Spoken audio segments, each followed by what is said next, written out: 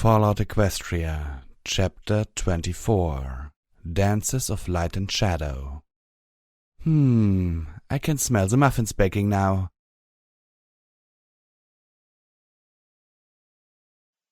Death. The battlefield was strewn with bloody corpses under a charcoal-grey sky that heaved and threatened rain. I was dying, or more precisely, my host was dying. And, trapped in his memory, I was along for the ride. Part of my mind remained coherent enough to wonder about that. I could feel the press of metal against my host's head, a helmet which could easily hold a recollector. Was I going to experience death? The rest of my mind was overloaded by the pain that tore at my abdomen. My host had fallen against the wall of the trench, head propped up just enough to see that most of his body below the stomach was no longer as attached as it should be. I could see his intestines and internal organs spilling out of the recently dug dirt. Mercifully, I couldn't feel that. My host had lost all feeling below the top of the wound. He was already dead. He must have known it, but his body just hadn't gotten the message yet. Who was I? I had assumed this was Applesnack's memory since it came from one of the orbs in his memory case, but that seemed unlikely now. Between the armored barding and the blood, I couldn't be sure. Several Pegasi flew back and forth over the battlefield, searching, relaying messages or calling out names. For a moment, a familiar sky-blue mare with her shockingly brilliant rainbow mane and tail swooped over my trench. She hovered, looking about frantically. Her blood-stained purple suit looked nearly black in the light and her battle saddle was scorched. Her eyes fell on me and she winced. Then she was off again. Hey! The large form of a particularly statuesque red stallion in similar military barding slid down into the trench next to me. His eyes went wide as he took in the morbid reality of my wounds. So, Sarge, we drive those striped bastards back? I felt my muzzle move, and the words came out in a low, masculine voice. I felt a drop of wetness hit our cheek. At first I thought the other pony was crying, but then another raindrop fell out of the sky, and another, and another. Yup. The red pony nodded. Wisps of orange mane fell from under his helmet, caked a dark red by blood. He spoke slowly.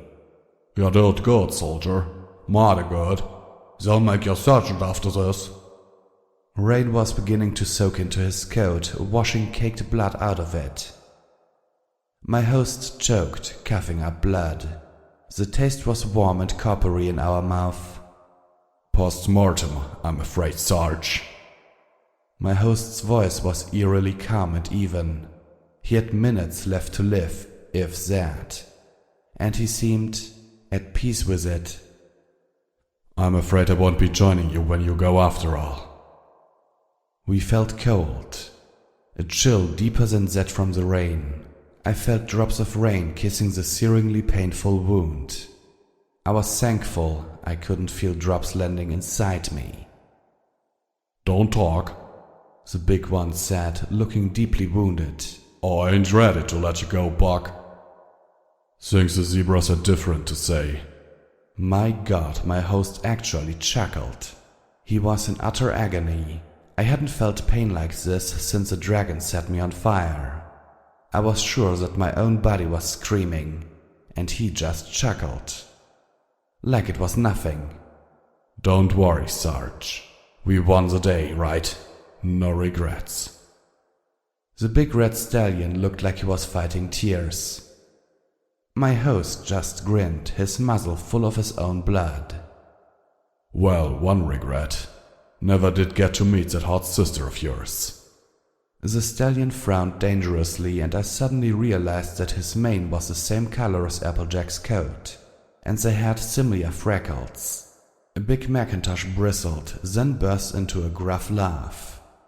Now you gotta pull through, he grinned. So I can buck your backs up, boy. It was too late. The darkness was already creeping into the edges of my host's vision. The Reaper pony had come to take him home. wherever home was before Celestia and Luna were goddesses. My host tilted his head back, staring into the darkening sky, feeling the rain on his face for one last time. A flock of Pegasi soared in from overhead, 2 of them pulling a passenger wagon full of other ponies, mostly unicorns. All the newcomers wore barding of yellow and pink and carried saddle boxes with little butterflies on them, just like velvet remedies. All except the lead pony. She didn't need the uniform. Fluttershy already was the uniform. Oh dear. The shy Pegasus looked out over the hills and trenches full of dead and dying. Her eyes filled with tears and she began to tremble. But she stomped a hoof down and forced herself to find her voice.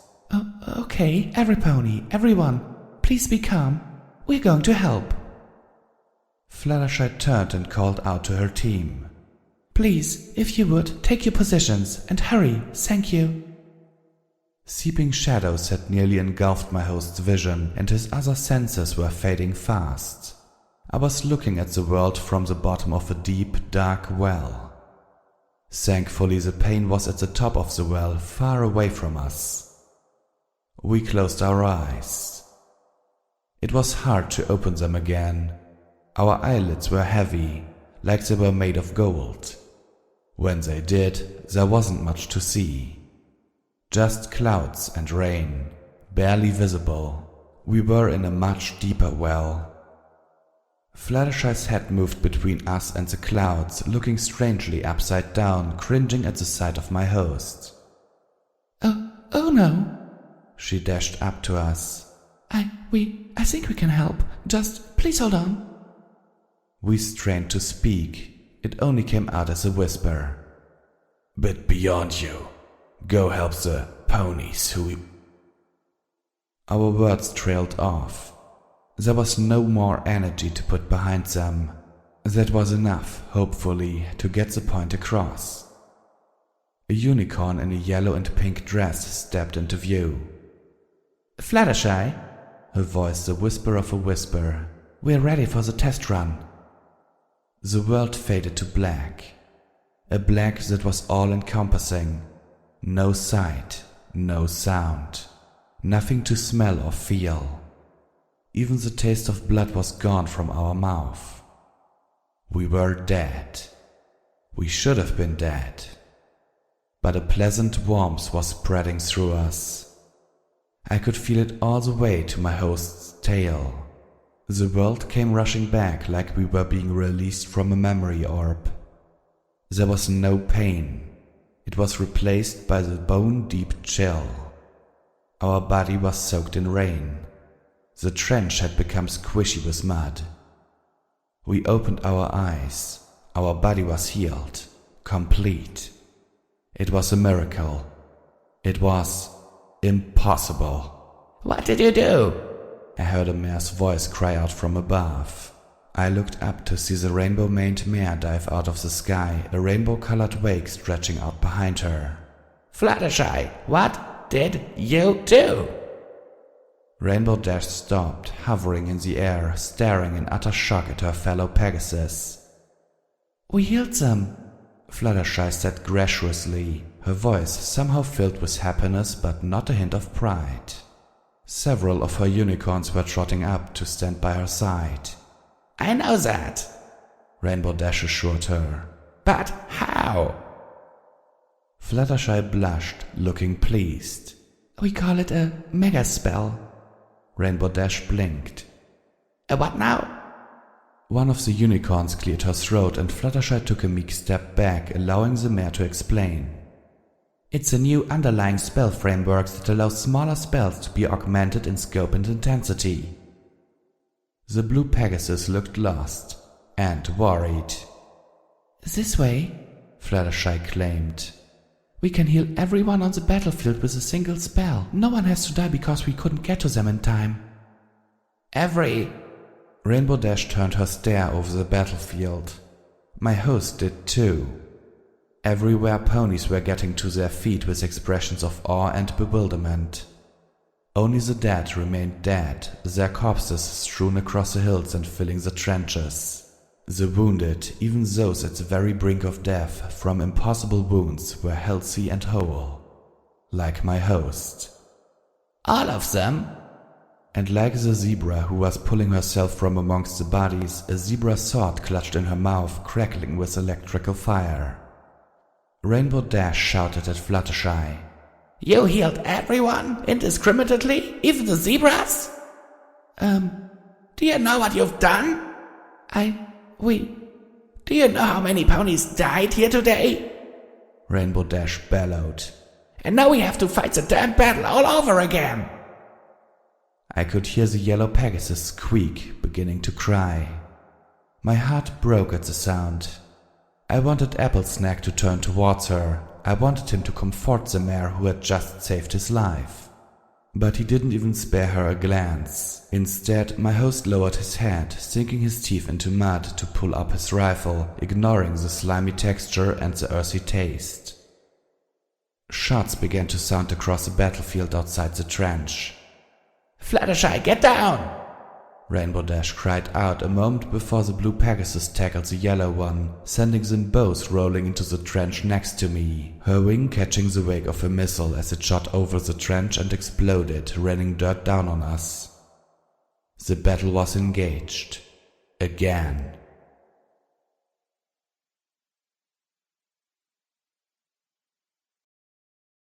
Velvet Remedy stopped as we approached the massive gate that the Steel Rangers had built in front of Stable-Tech headquarters. The armored plate looked like it had been taken from a battleship's hull. It was slid down into grooves in a concrete wall that bisected what had once been the squat skyscraper's courtyard. Steel Rangers stood guard along the roof and in the open half of the courtyard, accompanied by two of the tank-like Sentinel robots that had ironically helped prompt the creation of the anti-machine rifle. This outer half courtyard was a mess of cracked steps and shattered cobblestones, concrete planters where nothing grew, and a dried fountain. Above the fountain rose a cracked and badly weathered statue of a once beautiful white unicorn with a curling purple and pink mane and tail. The statue had suffered from not only weather but generations of graffiti before the Steel Rangers had taken possession of the building and began fatally discouraging raiders and miscreants from approaching their base of operations. Every pony else was focused on the guards in magically power armor and sentinel robot in front of the gate. The senior paladin mare trotted forward, addressing them. I perked my ears to listen but felt a sudden hoof nudge from Calamity. He pointed a hoof and turned to see Velvet Remedy walking up to the fountain. "Hello, great-grandmother," she said softly. Great, she paused, blushing. "I've sung your song, and I just wanted to say, you saved us. I'm here because of you. Stable 2 worked." The Steel Rangers had quieted themselves, strangely interested in my friend's almost internal conversation with the statue. Calamity moved away from us, flying quietly towards her. "You got it right," Velvet dug at the ground. "I just wanted you to know." There was a tear in her eye as she turned and stepped away, moving to rejoin us. Calamity landed next to her, wrapping a foreleg about her in comfort. Velvet Remedy stopped, leaned into the embrace and sniffed once, then broke away, wiping a tear, and returned to her place behind me. Firelight fluttered out of the sky and landed on the statue, causing the Steel Rangers to fall into battle stances. "Alice," Steelhoofs rumbled. I was willing to bet that, behind his mask, he had rolled his eyes. "Those things are dangerous," one of the knights explained. I chuckled grimly to myself. "Yeah, she might lift your visor and breezebacking you." The mental image was grotesque. Having seen a pony killed cruelly like that was horrifying, but somehow the image of Firelight pulling the same trick struck my funny bone. Goddesses, there really was something wrong with me. The nightmare next to me, the one with the machine gun battle saddle, giggled in her armor. "You can't lift the visor off these helmets." She turned to me. "That would be a serious weak point in the armor. I can't imagine such a design getting through the shield committee." I didn't know exactly what she was talking about, but I gleaned the general idea. It wouldn't, I agreed, if protection was the primary goal of the armor. What other purpose could armor have? she scoffed. Intimidation. Behind us, Calamity had flown up to look Firelight in the eyes. You crap on it and she'll kill ya. Fair warning. A sky-rending squeal tore the air. Above us, the giant arm of a crane swung into view from behind the wall. The massive steel talons on the end of it lowered and grasped onto the metal gate. Slowly, with a tortured cry of metal grinding on concrete, the gate to the Steel Ranger's citadel in Stabletech headquarters lifted to allow us access. Poppy seed. The knight next to me said. I blinked confused. My name, she said. I'm Knight Poppy Seed. At my continued blank expression, she expounded. Poppies are a flower from zebra lands. They have seeds. Oh, I smiled back. little Pip. I lifted my right foreleg, showing off my pipbug. Pip is short for Pipbug, I told her, choosing to conveniently forget my name was my mother's play on Pipsqueak. All the ponies in the stables have them. Even as I said that, I wondered if that was true, considering the often fatal strangeness of the other Stabletech stables. I looked beyond the lifting gate, a sudden lump in my throat. Well, in my stable at least. Really? Poppyseed commented. I'd always heard that to pip some pony meant to shoot that pony with a firearm. I had never heard that before. And really, what do you say to that? The rest of us started to move forward. Firelight seemed intent on staying outside in the Philadelphia outskirts. I wished her well, expecting she would still be nearby when and if we left. She had survived on her own for a long time. I was more concerned about the rest of us. Calamity looked back at the base of the statue, bent his head forward and snatched a bottle cap out of the dry fountain bed. He flew back to us, taking his place walking at Velvet's side, dropping the cap into one of his saddlebags as he did so. The sounds of sporadic gunfire danced in the air. Steel Rangers trotted laps around the track, running along the towering wall which encircled the lower floors of Stabletech headquarters. In the inner half-court, a senior paladin was barking orders at initiates as they struggled to master movement in their suits of medically powered armor. I got it, Calamity said to Steelhoofs as one of the initiates bucked at a badly dented steel plate, leaving hoof marks nearly half a yard from her intended target. Yeah, my spell matrix enhances your strength and endurance to compensate for the bulk of it, right? Steelhoofs nodded without a word. Interesting, Calamity mused. The enchantments in an enclave suit negate its weight, kinda like one of the enchantments on Spitfire Thunder. Steelhoofs glanced back at the unique anti-machine rifle strapped to Calamity's battle saddle. The thing was almost twice as long as he was when it was fully assembled, so he kept it broken down while traveling. Different approaches, but still, it's all about keeping the weight down. Steelhoofs had slowed, staring at Calamity. This was the first time he had witnessed Calamity's freaky knowledge of medical engineering, rarely seen as it was. The senior paladin mare led us up the steps to the once grand doors of Stabletech. What had once been gleamed, polished bronze inlaid with richly varnished wood was now tarnished and discolored metal with inserts of warped and rotting timber. Above the door, the gear-shaped Stabletech logo was embedded into a mantle over a pair of decorative nooks where fires had once burned.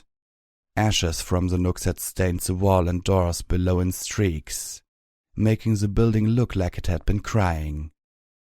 I shuddered, feeling a chill. Cocking his ear towards the gunshots, Calamity asked Steelhoofs. I take it's a shooting range out back. If your friends here ain't inclined to kick us out or shoot us anytime pressing, think I could take a few turns at it? Trying to impress the Steel Rangers? Our ghoul companion retorted. Calamity laughed. Hell no, that ain't it at all. I trotted closer, my own curiosity waking. What then? Surely the 4-year-running sharpshooting champion doesn't need lessons. I've never seen you miss. Velvet Remedy snarked. Even when he was supposed to. So why the shooting range? The lead mare had stopped at the front door and was speaking to some pony on the other side through an intercom.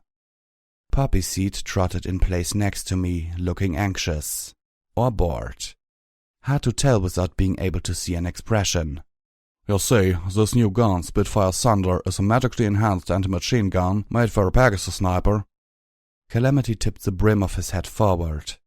It's enchanted so it's weighed only a few pounds and to only have feather brush of a kick. Fires more like a magical energy weapon than a firearm. Even has a lightning gem fuel in her insides. That's why she sounds like thunder when she's shot. She fires probably 20% faster than the non-magical model and won't never jam. No moving parts. Now it was my turn to whistle. Although which means she's more a magical energy rifle than firearm, but she still uses bullets just like my battle saddle, and bullets are subjected to wind and gravity, so that makes for an odd combination. He smiled at me, then looked frankly at Steelhoofs. And that means I best get some love in with her on the firing range before taking her into a battle proper. The door into stable tech was opened from the inside. Velvet Remedy pushed past us, rolling her eyes and tossing her mane. Do you and your gun need some alone time? She shot as she passed Calamity. He blinked. Well, yeah, that's what I just said. I face-huffed. Velvet Remedy nickered and trotted inside, ignoring the confused Pegasus.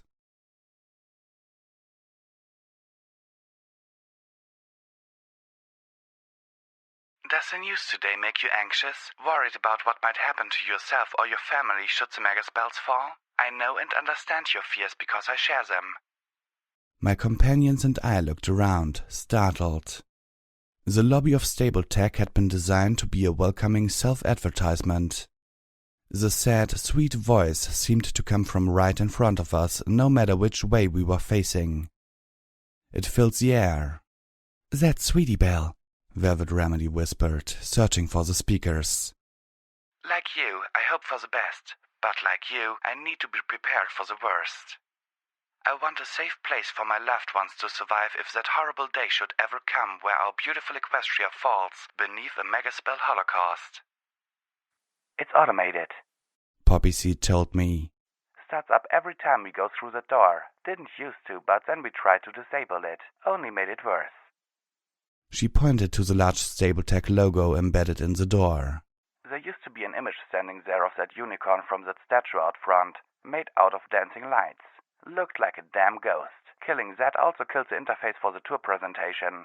She giggled wearily inside her armor. Enjoy. Explained why neither our guide nor the Steel Rangers milling about seemed to be paying the voice of Sweetie Belle even the slightest bit of attention. I too need to know my family will be safe. But more than that, I want them to be happy. I don't want them locked away in a dark, cramped shelter for the rest of their lives. That's no better than a prison. No, I want my family to be safe and secure inside one of Stable Tech's magnificent stables. Our guide led us past display cases, most of which were destroyed and the displays plundered, and framed posters on the wall, all badly faded. The posters ranged from terrifying portents of Armageddon, all of which somehow managed to be more wholesome and pleasant than the post-apocalyptic reality they attempted to prophesy, to pictures of a smiling Sweetie Belle urging parents to trust their childs to Stable Tech's promises of long and happy lives. All of them had a unifying message, although rarely put into these exact words. We care. You need us. You will die without us. Buy your tickets for the Stable Tech lottery now. We were approaching the end of a hallway, passing a pristine Sparkle Cola machine, this one with a large backlit plate showing an orgasmic Fluttershy drinking her favorite carrot-flavored drink, and an ammunition vending machine which had been broken into and thoroughly looted. The end of the hall was adorned in false rocks, so the hallway would appear to transform into a small, darkened cave. The illusion would have been effective if chunks of plaster from the cave wall hadn't broken loose, revealing the wire mesh beneath. As our leader stepped into the cave, loud clanking vibrations echoed through the hall and display lights came on, revealing a huge mock-up of a stable door. Sweetie Belle's voice came to life around us again, the recording playing at a strangely low speed for the first few seconds, making her voice briefly sound similar to steel hooves. Stabletech welcomes you to our new line of subterranean Stables, featuring our patented SAS arcane technology. SAS technology is a product of years of dedicated, uncompromising effort by our Stabletech scientists to bring you the most advanced and enduring designs based on the 3 pillars of post-apocalyptic survival: safety, amenities, and sustainability. Velvet Remedy and I exchanged looks. The mock stable door, numbered 0, swung open on hinges as we approached, while a soundtrack played the sounds of an actual stable door being pulled open. Spinning yellow lights topped off the simulation, something that hadn't been present in Stable 2.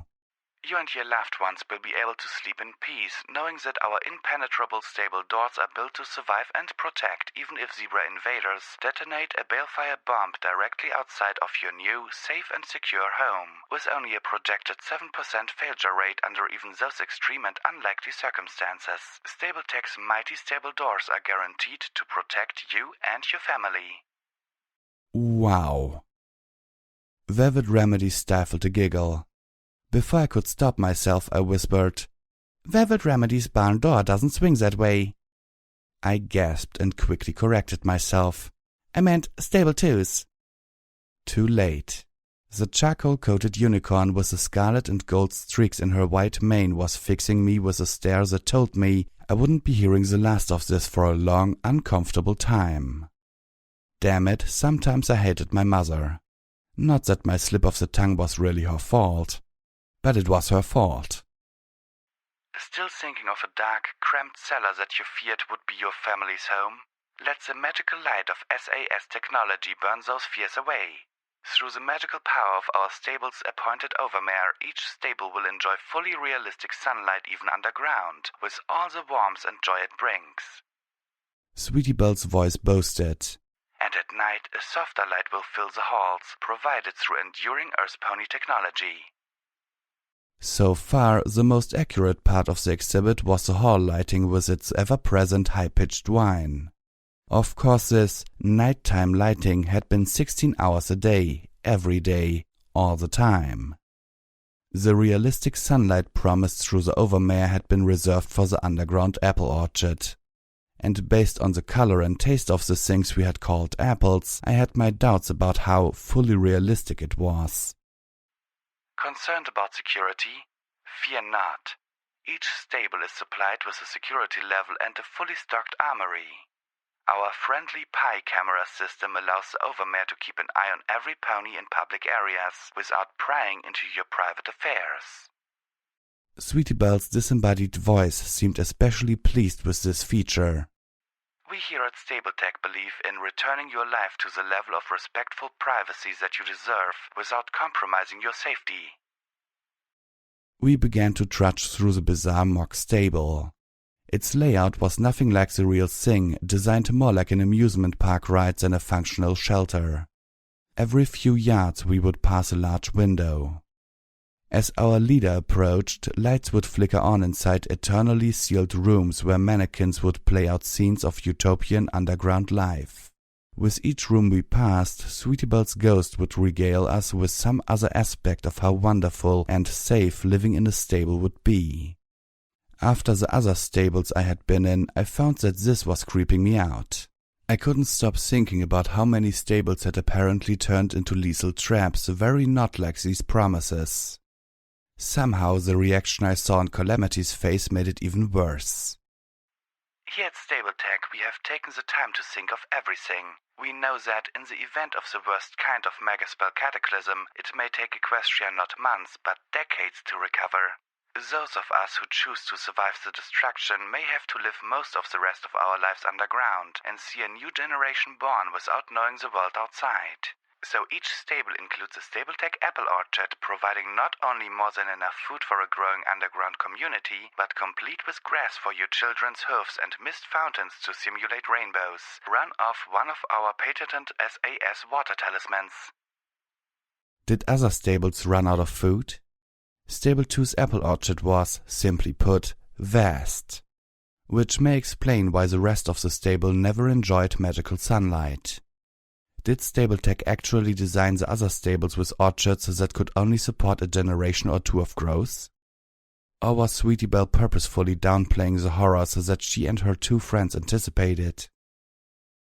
Of course, we all hope and pray that these stables will never be needed.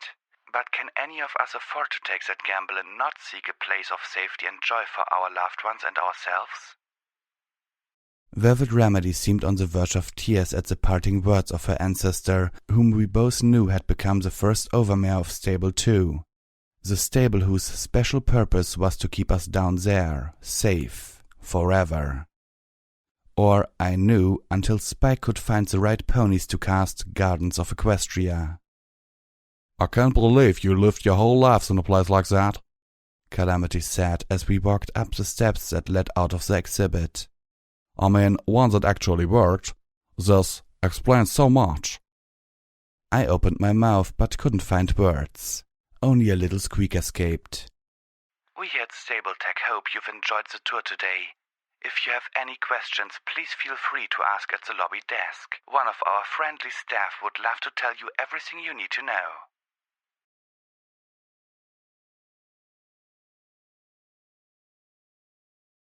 We were made to wait in the long hall of rotting wood paneling outside Elder Blueberry Saber's office, under the watchful glares of armor-encased ponies as Steelhoofs spoke with the Elder in private. I tried to engage Poppyseed in conversation. That worked until I misstepped by asking what she thought of the Steel Ranger's oath, wondering whether she felt the same way as Knight Bucket about following Applejack's principles. What I learned instead was that talking of the oath to outsiders, or tribals as she called us, was forbidden.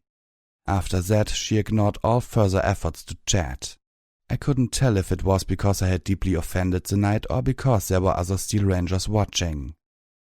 I contemplated trying to eavesdrop, but then realized the guards wouldn't let me close enough to the door, and I wasn't entirely sure I wanted to know what was being said. I was sure there were some elements of the conversation that I would do well to hear, particularly anything regarding us or Steelhoof's mission. But there was probably more than a bit of discussion about internal politics and current affairs within the Steel Rangers. Such things were none of my business, and after entering one of Steelhoof's memories without permission, I didn't want to stick my hoof into his affairs uninvited so soon again. Furthermore, I found that I really didn't want to know. The Steel Rangers were distasteful. Steelhoofs was a Steel Ranger, not just a former member who still wore the armor because, for some reason I didn't quite understand, he couldn't remove it, but a current and still active part of the organization. A star paladin at that. Which, although I didn't quite know what that meant, sounded impressive. Between this side trip and the memories in his memory orb, I was beginning to learn a lot about my newest companion. Well, newest four-hoofed companion. And I found I could accept most of it, although not always easily. I felt I could trust him, within certain parameters, and call him a friend. But I did not envy his karma, and I was apprehensive about where his loyalty would fall if the hoofs met the apple tree. Learning about him had also meant learning about the Steel Rangers. I was interested in them as they connected to Steelhoofs, and to Applejack, a mare in that special circle of friends whom Spike had personally known and whom I had grown to care about regardless of the centuries between us. The notion of defenders still sworn to the values of Applejack was like a light in the sea of darkness that the equestrian wasteland often seemed to be. But the Steel Rangers themselves, or at least a great many of them, struck me as little better than well-equipped, more principled raiders. They didn't go about raping and torturing, no bodies hung mutilated from their walls. But they had no compunction about just sitting back and letting ponies suffer and starve and die when they had the technology to do something good. They were like Spike, only without the noble and self-sacrificing reasons that justified their actions. I frowned and turned my thoughts away from internal contemplation and back into the hallway. Having decided not to eavesdrop, I slipped my earbloom into one ear and turned my pip-buck back into the Philadelphia broadcast. But instead of Red Eye, I got another iteration of March of the Parasprites. I looked towards my friends. Velvet Remedy and Calamity were sitting together, occasionally casting furtive glances at the door to Blueberry Saber's office, as Velvet helped divorce Calamity from the more egregious misconceptions of stable life than the two had planted. I contemplated joining the conversation, but I had missed a fair part of it, and both Poppy Seed and the guards seemed more interested in them than me. So instead I sat, growing restless, bored. I stared at the pictures on the walls, tattered and age-darkened oil paintings of buildings. I recognized one of them, barely, as the Red Racer factory. I got up and started to walk the hall, giving the paintings a closer examination. There were pedestals as well, set at regular intervals, each holding a small architectural model. Most of the models had collapsed, overcome by the weight of at least 20 decades, but a few were still standing, mostly intact, an amazing testament to the model builder. When Stabletech built something, they build it to last. I was just about to pull the earbloom from my ear when the current song ended, something both patriotic sounding and yet heavy on the use of an oboe. And Red Eye's voice spoke into my ear. My friends, let me share with you a secret, just between you and me. I was not always like this.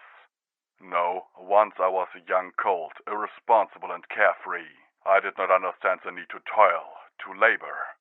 Nor should I have, for I was but a child, and childhood is a time for innocence, for exploration, for happiness and growth. I was lucky, fortunate beyond my deserving, to be blessed with safe places to roam, security from the fiends and horrors of the Equestrian wasteland, and companionship in the form of my beloved dog, Winter. Oh, the adventures we had. Sounds beautiful, doesn't it? A time of peace and joy that I can return to in my mind at the end of the day after the Equestrian wasteland has thrown at me the worst of its horrors and despair.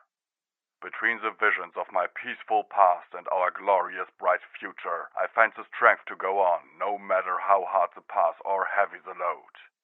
But my childhood, picturesque and ideal and safe, is that what your own children enjoy? Tell me, Equestrian Wasteland, how many of our children today are truly happy, truly carefree? Sadly, we both know the answer. None. Today Equestria is a hard, miserable, unforgiving place. Our colts and fillies live with fear, violence, rape and death. The bleak and poisoned world offers our children only meaningless struggle and, all too often, a cruel and terrifying end. There is no joy out there, no hope. No more. This ends here. This ends now. One day, yes, the new Equestria we are building will offer them that same utopian security that I once enjoyed. But we cannot wait for that while our children suffer. The leaders of our past may have forgotten how much each colt, each filly is to be cherished when they unleash their arrogant wrath upon our world. But we who have lived through hell know better, and we will not wait another day. As those living within lands already being reclaimed know, our nation's young ones are, and have always been, my highest priority. All that we sacrifice we do for them, to give them a better place. And in the meantime, we strive to give them what safety and security our hoofs can offer. And more than that, dear friends, oh, much more. We provide schools where they can learn, medical centers where they will obtain free treatment, the best medical care in all of Equestria, and homes where they can live together with other children, making friends, all under the watchful care of loving, approved mares and stallions. Soon the armies of the Children of Unity will come to your town, not as an invading army, oh no, but as an army of engineers and teachers and doctors. They will rebuild your schools, establish hospitals that will provide the best care in this ruined and tortured nation, and bring to you the words of the goddess, so that you too may know unity. And once again, our children will be able to play. The door to Blueberry Saber's office opened. Steelhoofs took a step out. Little Pip, could you come in here for a moment?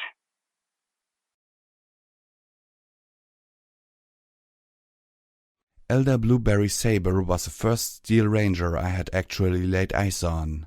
She was a rather pretty older mare. I suspected that, when she was closer to my age, or even Velvet's, she must have been quite cute. She had a pleasant blue coat, and her mane and tail had once been a berry purple before it turned mostly silver grey. There were still a few wisps of the original color. I couldn't see her cutie mark, her robes concealed a modest portion of her body. Steelhoofs guided me in, closing the door behind him with his metal-sheathed tail. Blueberry Saber stood in front of me beside a heavy iron table whose interlaced frontal design reminded me oddly of scaffolding. She had one hoof up on the table, although with a closer glance I could see that her hoof was not actually touching the metal surface. Trapped between hoof and desk was the round blank ball of a memory orb.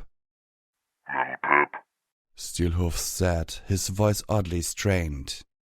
I need you to look into that orb and tell me what is inside there. I looked at him, puzzled, then at the Steel Ranger elder. She nodded with a smirk that looked ugly on what should have been a pretty face. All right, I said, approaching slowly. I was a little surprised at my own hesitation.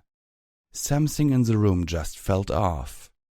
Still, I did as Steelhoofs asked, lowering my horn towards the orb and focusing. I felt the odd washing sensation as reality slipped. Part of me panicked, suddenly thinking that they were incapacitating me. A memory of my own, that of Velvet Remedy shooting me with my own dart gun, flashed through my head. And then I was no longer with them.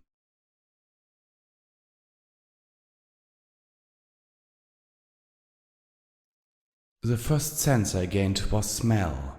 Even before I could see the barn, I could smell the rich scent of hay overlaid with other, less pleasant earthy odors. Sight came next.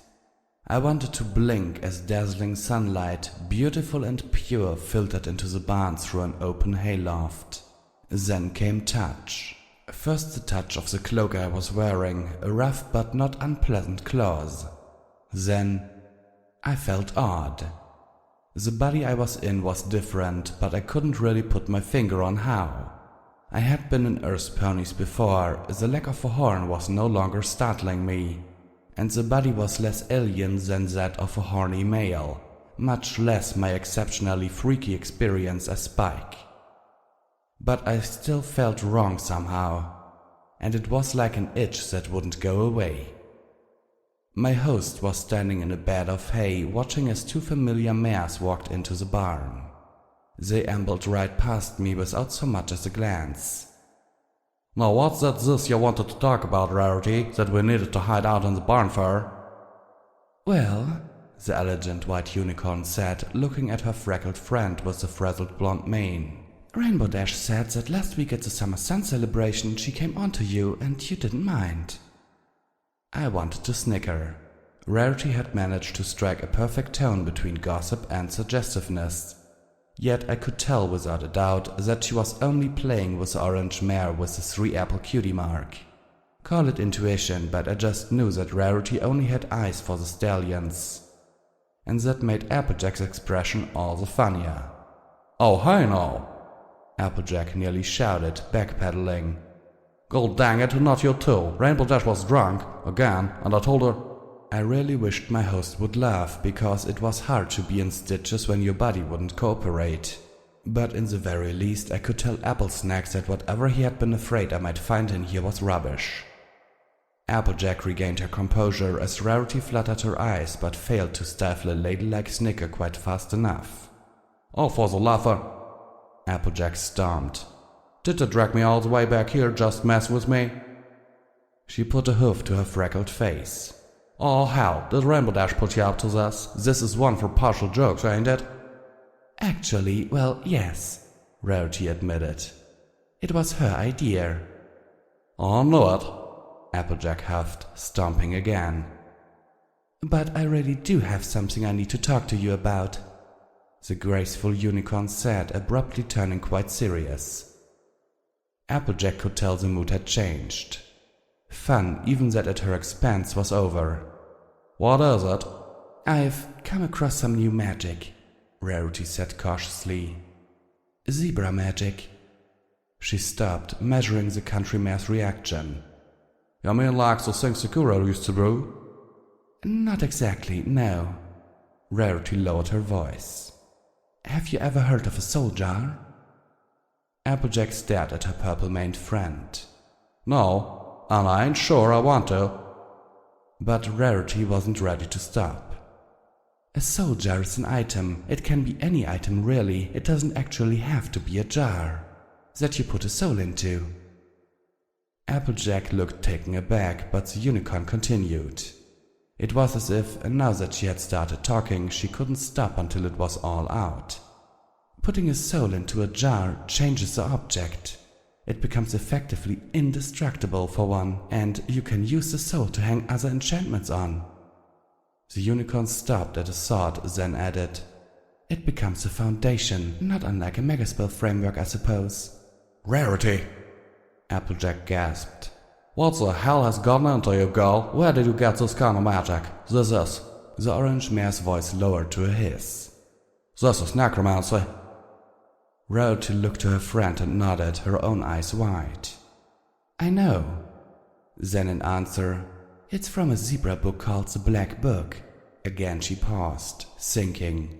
Well, the Black Book of... something I can't pronounce. A name, but it doesn't have vowels in the places it ought to. It has all manner of extremely icky things in it. Soul jars, bypass spells, magic to tear souls apart. With each word, Applejack's expression became more horrified. Rarity seemed not to quite notice. She gave a smirk like she was revealing a particularly juicy bit of gossip. If you buy into the more colorful background of the book, they say it was written by a mad zebra alchemist who communicated with the stars through dreams. Who's they? Applejack asked, but never got an answer. Now, I know all of this is perfectly dreadful, and my first instinct was to burn the book and be rid of it, Rarity said. For the first time since the conversation turned dire, Applejack looked a little relieved. That relief was short-lived. But the top magician in my ministry says that he ought to be able to take that soul-shredding magic and rework it, turning it into a precision spell that would allow him to cut off just a small portion of a pony's soul, enough to create a soul jar without doing any real damage to the subject of the spell. Why would you want to do that? Think of it, Applejack. What soldier wouldn't be willing to give up just a small bit of her soul to be put into her own armor, making completely impervious to any bullet, any weapon? Rarity was positively glowing in the rapture of her idea. And it wouldn't have to be those ugly metal things your ministry has been working on. We could make perfect, impenetrable armor out of dresses, beautiful dresses. Applejack was reeling. And not only would our soldiers look absolutely fabulous and be immune to the weapons of the enemy, Rarity continued, they wouldn't be weighed down, encumbered. Until now, armored barding has always come to the price of mobility, but now... Rarity? The unicorn stopped, putting her hoofs on Applejack's shoulders. Applejack, just think, none of our family would have to die in battle anymore. If Big Macintosh had... No. Rarity dropped back, stunned by Applejack's sudden outburst. But the orange earth pony wasn't done. She advanced on her friend, jabbing a hoof at her breast. Don't you dare bring my brother into this blackness! Rarity gasped, eyes wide. This talk stops now, Applejack demanded. I don't want to hear another word. This is vile. No soldier would give what you're suggesting, and even if they were willing, how would we let them? Some prices are just too high. Don't you think if there weren't horrific consequences to playing with these things, we'd already be facing zebras with impenetrable armor, or bullets that could shoot through anything, or worse? Rarity stopped. She turned her gaze away from Applejack, a flush of embarrassment on her cheeks. Oh, you're so right. I don't know what I was thinking. Applejack let out a breath in deep relief. It's okay, Sugar Cube, you got wrapped up in a notion and didn't really think it through. Happens to all of us now and again. The unicorn looked up to Applejack, smiling weakly. Well then, I'm lucky I have a good friend who can slap me out of it. Applejack gave a chuckle. No harm done, son. Now I want you to go back to Candlelight and continue working on your designs. You have a heap of work on your plate as it is, and neither of us will mention this ever again." "Like it never happened," Rarity said, genuine thankfulness in her voice. "Like it never happened," Applejack agreed. Rarity and Applejack embraced each other in a hug. Then the unicorn slipped elegantly away and started back for the barn door. "Hey," Applejack called out. Her friend stopped, looking back. "And when you get back, burn that book, or better yet, have some pony else do it for you," the orange pony suggested. "I get the suspicion that even reading it was messing with your head." Rarity lifted the hoof to her chin in thought, then nodded. "Yes, I do think you are right, Applejack." She gave a ladylike frown. "That book is dangerous." Applejack watched Rarity push the barn door open with the hoof and walk out. Finally, my host moved, stepping lightly so as not to make any noise, following the beautiful white unicorn. "Hey," Applejack called again, galloping past me fast enough to make my cloak flutter. She stopped at the door, calling out, "And for whatever nonsense Rainbow Dash put you up to, that hug does not count."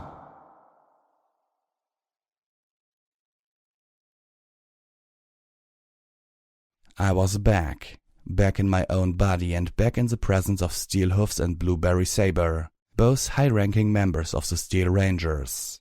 The wearers of those ugly metal things Applejack had gone ahead and designed. Gears were starting to move in my head again. The pony in my brain was busy shoving puzzle pieces into place. And the first one that clicked was the memory of Applejack and Rarity talking in Spike's memory. "I sure hope this ain't nothing to do with that thing we never talked about." "Oh no, darling, I gave that project up ages ago." Steelhoofs interrupted my mental puzzle shoving with an uncharacteristic tone. "Well, what was the memory?" I blinked. I was no longer thinking that the issue was Applejack's fidelity, which should never have been in question. But I was at a loss as for what had Steelhoofs on edge. Clearly, Applejack had talked her friend away from that horrifying cause. Otherwise, such perfect armors would be still around today. "It was a conversation," I offered, my brain working to figure out how to pull the information I wanted out of them. "Between the mayors of the Ministry of Technology and the Ministry of Image." I wondered if I should have called it the Ministry of Wartime Technology, but it was too late to change my wording. "It was a long conversation about several things, most of them trivial," I said, not exactly dishonestly. "What specifically were you looking for?" Steelhoofs shook his head. "Telling you would bias your answer." Elder Blueberry Saber snorted. "Well, if you won't, I have no problem telling her." The elderly mayor smiled at me. "Tell him that this memory proves the value of the ministry mare he so stubbornly clings to our fiction. This memory proves that she didn't care about the lives of the soldiers, but only about advancing her own designs. And when some other pony came up with a much, much better armor design, she made sure it never saw the light of day." Oh, that's what this was all about. I blinked, feeling angry now. That's what this was about? Of all the much, much worse things in that memory, the Elder of the Steel Rangers was focused on this? I about spit my bit. Standing up as tall as my little frame would allow, I huffed. "How about I tell you what I didn't see in that memory?" Blueberry Saber blinked in surprise. Steelhoofs took a tentative step towards me. "What I didn't see was my host." From the blank look in the elder's eyes, I realized I was using terms I had come up with myself. I had no idea what the proper term for a memory's host was. Not that it mattered. The elder was an earth pony. She couldn't see into a memory orb without a recollector anyway. It seemed increasingly likely that she had never actually seen the memory herself, or that she had many years ago and lacked a clear recollection of its contents. So I tried again, keeping my anger at this nonsense tightly under control. "I didn't see the pony whose memory it was, not even a forehoof. And while that's not entirely unusual, I'm quite certain that the two ministry mares couldn't see her either. I don't think they would have had that conversation if they knew somebody else was present. Both the Elder and Steelhoofs were still for at least a moment actually paying attention. What I saw in there was that somebody was spying on the ministry mares, invisible. I remembered the itchy strangeness. And I don't think it was even a pony. I'm pretty sure I just shared the memory of a zebra. Another puzzle piece slotted into my head. I lifted my pip-bug, saying, I found this in the rubble of a recruitment center out near the Shattered Hoof facility. I played back the old recording, removing my earbloom attachment so that both of them could hear. I'm sending you one of the devices recovered from Shattered Hoof Ridge. Intelligence suggested that the zebras had developed invisibility fetishes, but this looks like something designed by the Ministry of Magic. It's even pip-bug compatible. I hate to say it, but it looks like we've got traitors in our midst. If some pony in MAS is leaking arcane technology to the zebras, the princess will need to take action.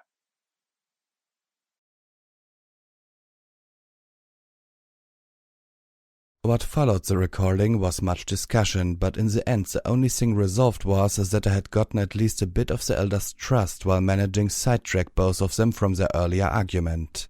It was over an hour later when Elder Blueberry Saber got up and trotted to the window, staring out at the angry red glow coming from the walled-off portion of Philadelphia. If you're going there, you won't be able to do it like that, she said. Not with armor and an arsenal and a squad of companions.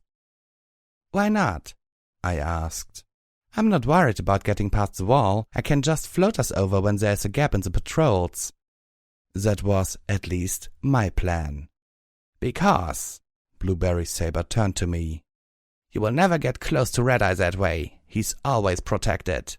In the very least by a flock of griffins, if not by a wing of those damned alicorns. The first sign of trouble and he'll hop in his sky chariot and leave the city. You'll lose any chance you have of taking him down before you even know it.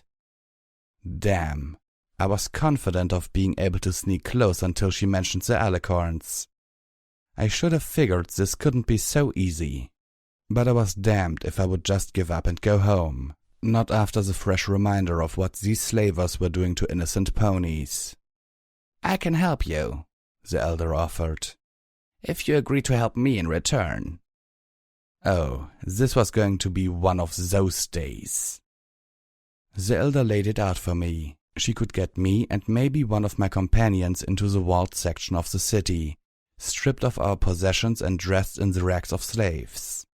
I'd have to work my way to him from there, preferably by gaining his trust rather than body count.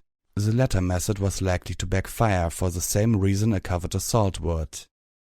You may have more to fear from the inmates than the guards, Blueberry Saber noted. Red Eye's armies have started rounding up raiders and putting them to work as slaves along with the rest. Some of the ponies you'll be stuck with in there are exceptionally nasty refuse. This plan just kept getting better. And what do you want from me in return? I asked finally. 2 things. Blueberry Saber walked round the office as she spoke. First, Red Eye has managed to develop some sort of engine fueled by radiation. He's been having the slaves mine the Philadelphia crater itself for irradiated debris, which he can turn into usable fuel to run his factories. Steelhoof snickered. Well, that's a game changer. Red Eye's claims of building a new Equestria, at least on an infrastructural level, suddenly gained a lot more authenticity. Indeed, Blueberry Saber agreed. She turned to me. I want the plans for that engine. Okay, plans for a radiation engine. That was one. And number 2? The Steel Ranger Elder frowned even more deeply. Our intelligence states that Red Eye has gotten a hold of research into something called a bypass spell. I felt a jolt. I had heard of that sort of magic not 2 hours ago and not in a pleasant context. I want you to find his research on bypass spells, confiscate what you can, destroy the rest. The Elder stomped both her 4 hoofs. Thoroughly obliterate it. I raised an eyebrow. Since when is the Ministry of Wartime Technology interested in spell research? Steelhoof stepped in. Since it's a matter of survival, he explained. The zebras created bypass enchantments midway through the war. A bypass augments another magical effect, allowing it to ignore one specific type of thing. The zebras, for instance, used it to create balefire bursts, the much smaller version of the mega spell you are all familiar with a zebra bypass. With that, a zebra could trot into an area crowded with ponies, set off the blast and kill every pony within a block or two without being harmed herself. The mental image of an invisible zebra walking into a crowded stable atrium during one of Velvet Remedy's performances suddenly lodged in my mind and refused to leave. The unicorns in the Ministry of Arcane Sciences failed to crack the enchantment before the mega spells fell, Blueberry Saber informed me. But it's impossible to know how close they were, and thus how close Red-Eye is. I think, however, that you can grasp why it is in every pony's best interest that Red-Eye is not allowed to finish this research. I nodded, now imagining spells with an Alicorn bypass. By the goddesses. So, the Elder asked, do you agree to my offer? As much as I hated to, I didn't see another way. Not now that simply killing Red-Eye wasn't enough. This is a stupid plan, I sighed, looking at my friends. Almost definitely, but it's the plan we've got. I ain't letting you go in there alone, Calamity insisted. especially unarmed. I smiled at his loyalty. I won't be totally unarmed, I assured him. They won't be taking my horn, and they can't take my pip-bug either. Instead, we would be wrapping my forelegs in bulky rags to hide its presence. Why do you have to go alone? Velvet Remedy asked, almost pleading. If anything, she seemed to like this plan even less than Calamity. Because I don't want the damn slavers to get their hoofs on you. You're gorgeous, and in there beautiful is a really bad thing to be. I need you out here. You're a non-combatant, and that place is full of enslaved raiders. Please don't make me explain further. Velvet Remedy scowled, clearly hating every word, but said nothing more. One of us needs to be with you, Calamity demanded. Why not me? At least with Calamity I felt comfortable with a direct answer. 2 reasons, I said, feeling bizarrely like Blueberry Saber for a moment. First, because you're a Pegasus, and Luna only knows what they would do with a Pegasus. You folk aren't exactly a common prize down here. I pressed my lips together in chagrin. I don't think we'd be able to stay together past the gate. Calamity was not at all satisfied. I don't care. Let them try to do what they think I'll let them get away with. I'm not abandoning you because of that. I had expected that, but I still felt a wave of genuine gratitude. But before I could move on to my second reason, Velvet Remedy interrupted. How about Steelhoofs? I can't go, Steelhoofs said simply. A Steel Ranger is a bit conspicuous. Velvet sighed with exasperation. We all know you're a ghoul now. You don't have to hide in your armor. You can take it off. No, I can't. Calamity cocked his head, giving Steelhoofs a querying look. Why not? Velvet Remedy pushed. Because my body is fused into it, was the ghoul's answer, eliciting several gasps, one of which was from me. Oh? Calamity took a few steps back. You're that kind of ghoul? Wait, there are types of ghouls now? Other than Ghoul Pony and Zombie Pony? Velvet Remedy looked equally surprised by Calamity's reaction. What kind of ghoul? He's a Canterlot ghoul. Steelhoofs nodded. Velvet Remedy and I were still in the dark. Would some pony care to explain? No more secrets.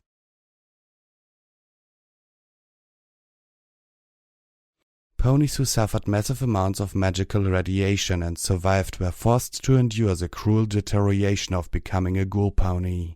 Since the zebras had employed different kinds of mega spells, it only stood to reason that there were minor differences in the effects. In most cases, these differences were barely recognizable except between the ghoul ponies themselves. But Canterlot Ghoul ponies were an entirely different sort, because the mega spell unleashed in Canterlot was unlike any other. When the bomb started to fall, Steelhoofs told us. Princess Luna threw up a magical shield over the entire city. Canterlot was bombarded by hundreds of missile strikes. None of them were mega spells like the missiles which hit Cloudsdale or Philadelphia, but they would have been devastating all the same had they struck home. But the princess kept the shield up.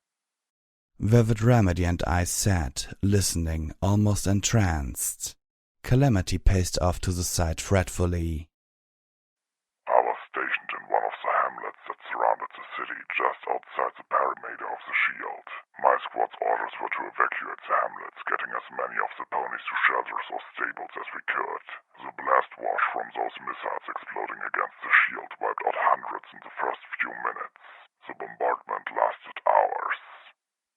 Steelhoofs took a deep, trembling breath and pressed on. Even hidden in his armor, I could tell he was shaken. Although at the time I thought it was by the memory of those deaths, I would realize later it was because of what had happened next. Applejack was with me, but when strikes started she fled back to Ponyville, leaving us to do our work while she tried to ensure all her family got to safety into Stable 2. I suddenly wondered if Applejack herself had made it. Had she been in Stable 2 when it closed? I saw Velvet Remedy glancing at me and suspected she was wondering the same thing. But the missile strikes were just part of the Zebra's ploy. The mega spell was already in the city. A special one.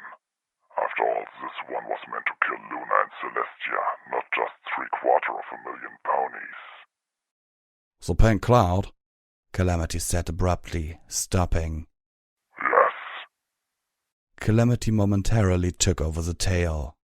The Pink Cloud was a great radioactive cloud of entropic necromantic gas. Like Tent, it didn't care if you had gas masks. Nothing protected against it. Everything it touched, it seeped into and rotted. I've heard horror stories of bodies found partially melted into sidewalks or with their saddles fused to their bones. Canterlot is still toxic today. The streets and buildings soaked it up like sponges and are slowly releasing it as they decay. The Zebras wanted the shield. Steelhoofs continued. It kept the pink cloud concentrated in the city strong enough to fatally poison even Celestia and Luna. By the time they comprehended that they were dying, it was too late. But still, they kept up the shield. I'm told they took turns, one powering the shield while the other tried to regain a little strength. That in the end, they were holding each other for support. Why? I asked, feeling tears forming in my eyes. Why didn't they just let the shield fall? The city was already doomed. Why didn't they escape? Would you have?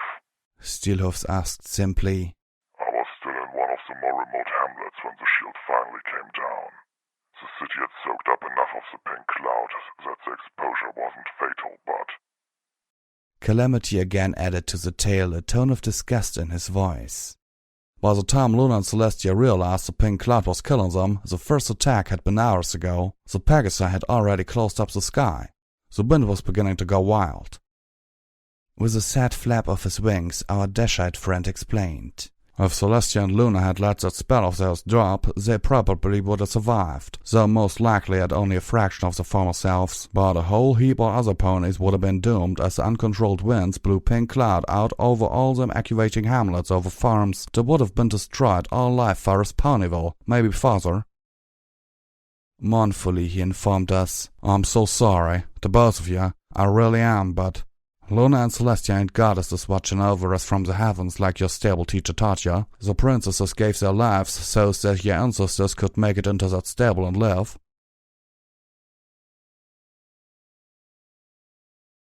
It was a long time before Velvet Remedy and I were ready to talk again. For a while we just moved away from the others, found a corner by ourselves and held each other in silence. In that time, I decided I was damn well going to keep praying to Celestia and Luna anyway. It didn't matter if the accounts didn't match my beliefs. I still believed in my heart that somehow Luna and Celestia were up there, watching us, caring about us, giving us guidance.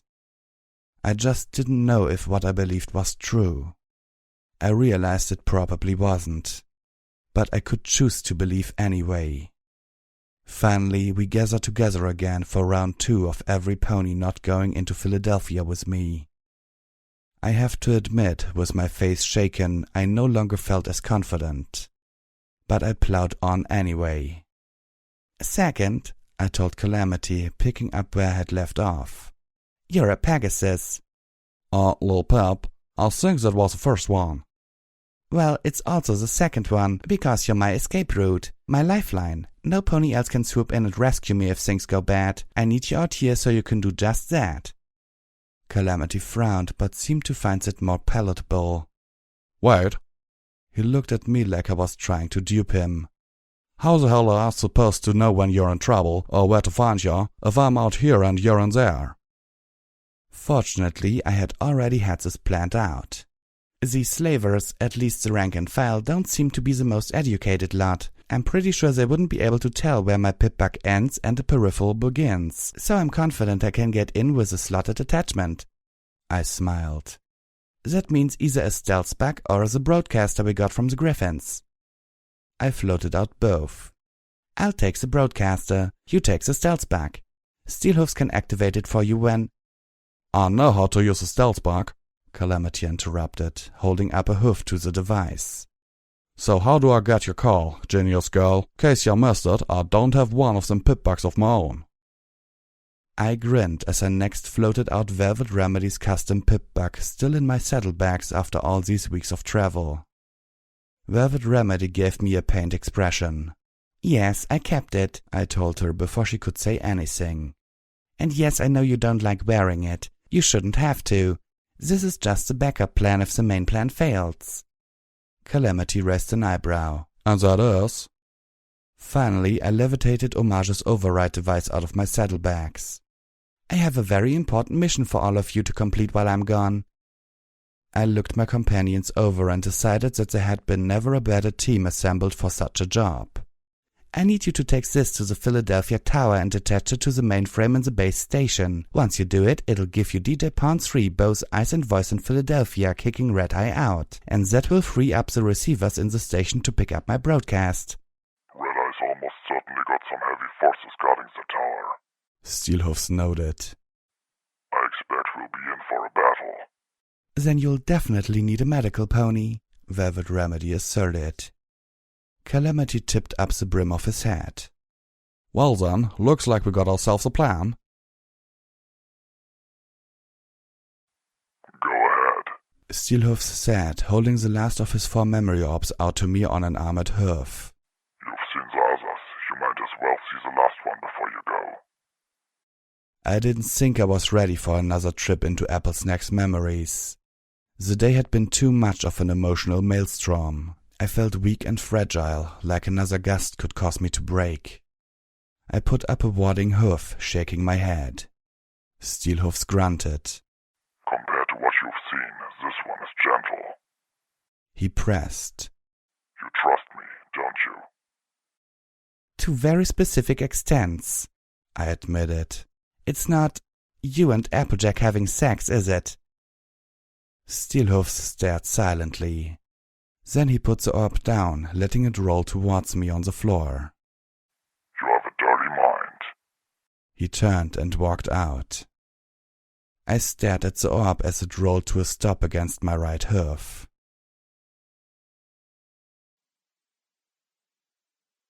"This isn't fair." I recognized the voice of Rainbow Dash almost a full minute before I heard her. I was Steelhoofs, not Applesnacks this time, not with the heavy armor pressing all around me. My vision beyond the inside of the helmet was limited to the view out my visor, but I was graced with an exceptionally complex and sophisticated eyes-forward sparkle. Within the helmet, I seemed to have access to everything my EFS and pip-bug provided, and more. Breathing inside the armor was unpleasant. My muzzle was pressed into a rebreather. The air was cool and fresh, likely supplied by a minor air talisman, but the mouthpiece was simply uncomfortable. The armor itself was bulky and weighed down on me, but I felt strong, stronger than in any memory I had experienced before. The weight, however heavy, felt no more taxing than carrying a light pack. My hoofsteps were heavy, like my hoofs were, well, encased in steel armor exactly as they were. It was, all in all, an enlightening look into Steelhoof's existence. And while I could see the advantages, I did not envy him for it. I trod down a hallway, focused on the wooden double doors at the end. This, I guessed, was an office building of some sort. Not mercifully a battlefield. There seemed to be no immediate threats. I felt myself raise an armored hoof and push open the door with measured gentleness. Inside was a barely furnished office that looked almost unused. A few shelves and a desk. And this was where Rainbow Dash and Applejack seemed to be having an argument. Applejack was standing behind the desk, dressed in a suit that she looked distinctly uncomfortable in. Rainbow Dash, on the other hoof, was wearing that same purple and black uniform I had seen her earlier today and years ago. Or rather, a pristine new version of the same basic design. It had a jagged yellow neckline and a skull-shaped cloud on the flank shooting a rainbow-colored lightning bolt, covering where Dash's actual cutie mark would be. Both mares turned to look at me. Applejack nodded, giving Steelhoofs a smile of gratitude. Rainbow Dash only seemed to size up the metal warrior, clearly unable to recognize the pony beneath. I recalled that the Pegasus wouldn't learn about Applejack and Apple Snack until a party that, I suspected, was still a year or two away. Her attention returned to her orange-coated friend. "It's just not right," the blue Pegasus spat with righteous indignation. "The Ministry of Awesome is putting up almost 50 towers, as tall as the clouds, all over Equestria, and here you are having to sell Sweet Apple Acres just to get a suit of armor built? How does that make sense?" Okay, maybe not an argument.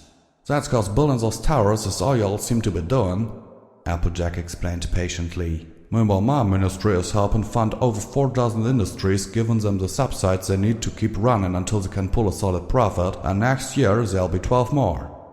Rainbow Dash gaped, then cocked her head.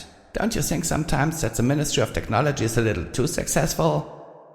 Applejack nudged her cow pony head and smiled. "No, seriously," the blue Pegasus claimed, spreading her wings. "It's gotten so sometimes I can't even recognize Equestria anymore." The orange pony with the graying blonde mane gave her friend a look. I hadn't noticed the gray in the other memories, although the difference in age was at best a few years. I realized with amusement that, at some point, Applejack had started dyeing her hair. I wondered if, at that age, I'd feel the urge to. But then, I'd be a lucky mare to live that long in the equestrian wasteland. "For example, do you really need all those roads?" the rainbow-maned Pegasus asked. "Some of us ain't got wings, remember?" There was a clop at the door. Steelhoofs trotted to Applejack's side like a bodyguard. Rainbow Dash scowled but moved to the side. "Come on in," Applejack called out. The door pushed open and Applebloom walked into the room. She was beautifully groomed and wore a business dress of mahogany and rose that went well with her mane. She looked infinitely more comfortable in her dress than her older sister did in the suit. There was a business bag strapped to her side. "Wait," Rainbow Dash said, looking between the two sisters. "You're selling your farm to your own sister?" "Technically," Applebloom said in a politely professional voice. "She's selling Sweet Apple Acres to Stapletech." The younger sister turned her head, pulling open her business bag and pulling out a clipboard with her teeth. She offered it to Applejack, who took the other end, then set it on the desk between them. "I think you'll find everything is just as we promised," Applebloom told her sister. I noticed her voice was a touch more urbane than her older sister's, the country accent not as strong. Steelhoofs moved towards Applebloom, leaning close and whispering into her ear. "You're not going to plow the place and build a mall, are you?" "Oh heavens, no," Applebloom whispered back, looking uncomfortable, almost guilty. Her older sister caught the look. "Hold on, you're not gonna kick me and Granny off the farm, are you?" Applebloom looked wounded. "How can you even ask that?" "I'm your sister." "'Cause I know that look," Applejack said sternly. And it's 'cause I'm your sister that I do. Now spell it. Applebloom sighed, then pulled out a set of blueprints, unfurling them on the desk in front of her older sister and the three guests. You'll still have the rights to these trees and the apples just like we promised. Stabletech's only buying rights to the land, but you'll have to move all the apple trees in this section here, and you won't be able to use the barn until next spring. What? Applejack cocked an eyebrow at her younger sister. Why? 'Cause we're gonna be building a stable there.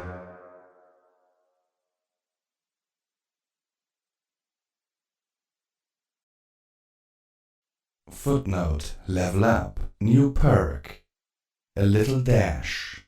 While wearing light armor or no armor, you run 20% faster.